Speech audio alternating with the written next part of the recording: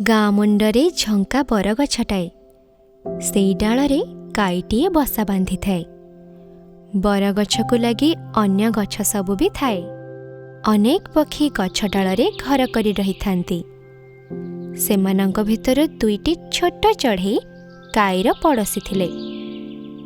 ଦୁହେଁ ବହୁତ ପରିଶ୍ରମୀ, କିନ୍ତୁ ସେମାନଙ୍କର ବସାଟି ବହୁତ ପୁରୁଣା ହେଇଯାଇଥିଲା।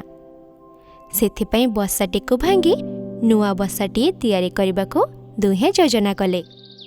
ଏଣେ ତେଣେ ଧାଇଁ କାଠି କୁଟା ସଂଗ୍ରହ କଲେ।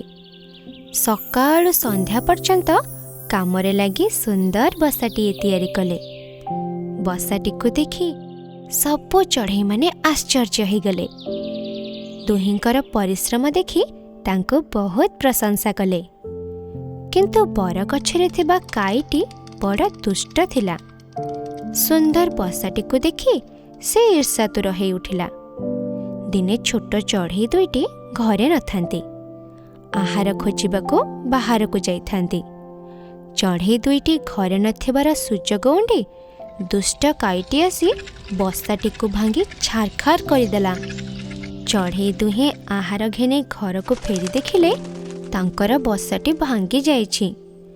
କାଠି କୁଟା ସବୁ ଚାରିଆଡ଼େ ଛିନଛତ୍ର ହୋଇ ପଡ଼ିଛି।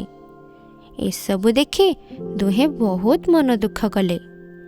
କାଇ ଏପରି କାଣ୍ଡ ଘଟାଇଥିବା କଥା ତା ପାଖ ପଡ଼ୋଶୀଙ୍କ ଠାରୁ ଜାଣିବାକୁ ପାଇଲେ। ସବୁ କଥା ଜାଣି ବି କାଇ ଉପରେ ସେମାନେ ରାଗିଲେ ନାହିଁ। ପୁଣି ଥରେ କାଠି କୁଟା ସଂଗ୍ରହ କଲେ। ତାପରେ ଦୁହେଁ କାଇ ପାଖକୁ ଯାଇ କହିଲେ, ଭାଇ, ତୁମେ ତ ଆମର ପଡ଼ୋଶୀ। ତମ ବସାଟି ଭାଙ୍ଗି ରୁଜି ଗଲାଣି, ଆଉ ଆମ ବସାଟି ବି ଭାଙ୍ଗି ଯାଇଛି। ଏବେ ଆମେ ବହୁତ କାଠି କୁଟା ସଂଗ୍ରହ କରିଛୁ। ଆସ, ଆମେ ସମସ୍ତେ ମିଶି ଦୁଇଟି ନୂଆ ବସା ତିଆରି କରିବା। ଛୋଟ ଚଢ଼େଇ ଦୁଇଟିଙ୍କର କଥା ଶୁଣି କାଇ ମନେ ମନେ ବହୁତ ଲଜ୍ଜିତ ହେଲା। ସେ ନିଜର ଦୋଷ ଚଢ଼େଇ ଦୁହିଁଙ୍କ ଆଗରେ ମାନିଗଲା। ନିଜର ଈର୍ଷାତୁର ପ୍ରକୃତିକୁ ଭୁଲିଯାଇ ଚଢ଼େଇ ଦୁହିଁଙ୍କ ସହ ମିଶି ନୂଆ ବସା ତିଆରି କଲା। ଆଉ ଜୀବନରେ କାହାର ବି କ୍ଷତି କରିବ ନାହିଁ ବୋଲି ପ୍ରତିଜ୍ଞା କଲା। ଆଉ ତାଙ୍କ ସହ ମିଶି ଭଲ କାମରେ ମନ ଦେଲା।